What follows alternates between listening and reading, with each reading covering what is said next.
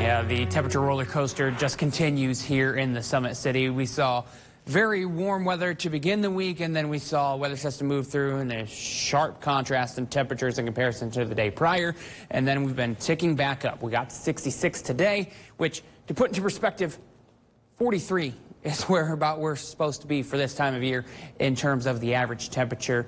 We won't see 43 for the next couple of days, but we'll get pretty close by the tail end of the 7-day forecast. Sending the kids off to the bus stop in the morning, it'll be warm.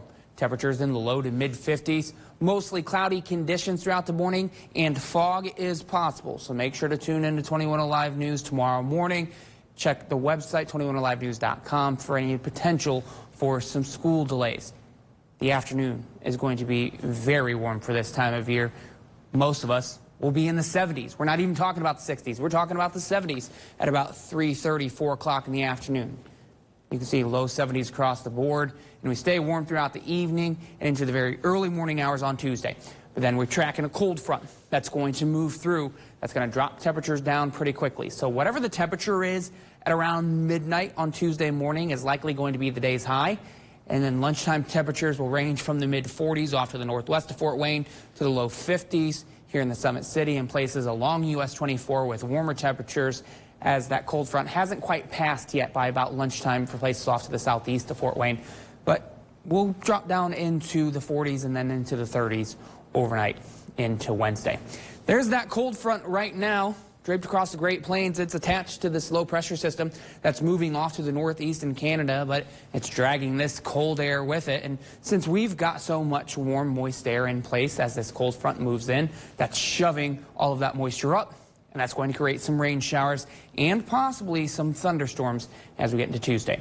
Here's what Future Track shows. Tomorrow morning, 7 a.m., mostly cloudy conditions. Those clouds are expected to break up as we get into the afternoon, and then we start to see those rain showers approaches by about 5 a.m. Notice there are some spots of red on this map telling us that some heavier rain is possible in areas that we experience an isolated thunderstorm.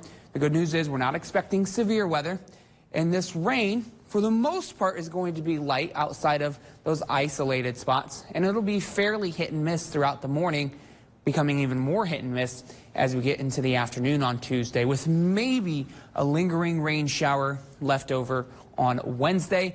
But we've got another chance for rain coming in at the end of the week and into the weekend as our next weather system starts to move towards us. So the end of the week could actually end up being a bit of a soggy one. All things told, we could be talking about an inch to maybe an inch and a half of rain accumulation over the next 7 days, with a bulk of that looking like it'll fall towards the tail end of the 7-day forecast. Now, with each weather system, temperatures are going to drop. We'll go from 60s on Tuesday to 50s on Wednesday, and mid-50s for the highs is where we'll hang out for Thursday and Friday.